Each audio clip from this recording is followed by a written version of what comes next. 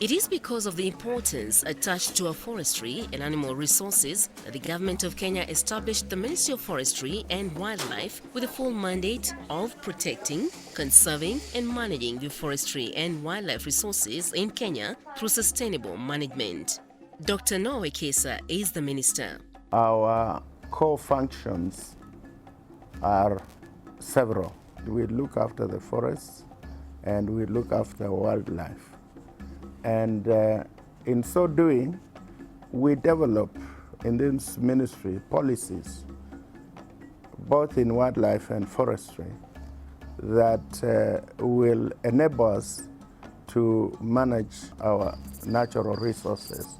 And we are also concerned with protection of these resources for the national development. While we are doing that, we involve the community to participate.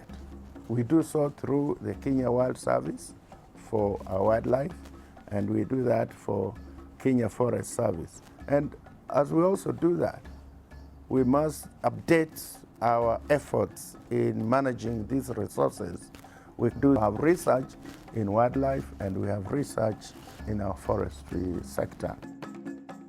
The overall goal of the Ministry of Forest and Wildlife strategy is to realize the full potential of the forest and wildlife resources of Kenya through sustainable use and the conservation of biological diversity. Our vision is actually to see we have a healthy and wealthy Kenyan society based on the resources of forestry and wildlife. That is our vision. We'd like to see that Kenyans become wealthy as well as healthy out of the environment, especially forestry and wildlife.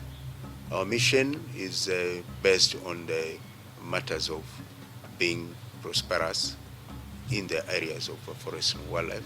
We want to be a leading organization in making sure that the forestry and wildlife becomes an important part and integrity of Kenya. So we need to organize private and public partnership to make sure we have a prosperous nation based on the forestry and wildlife. The forest and wildlife sector cuts across all the three pillars in the Vision 2030, that is the economic, the political, as well as the social pillar.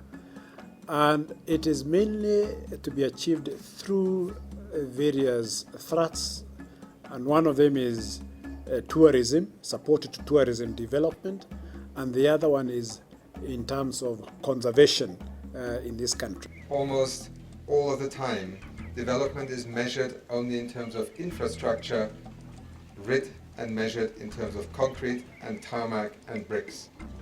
And yet, the most vital infrastructure of Kenya and of many other nations in the world is in fact its ecological infrastructure.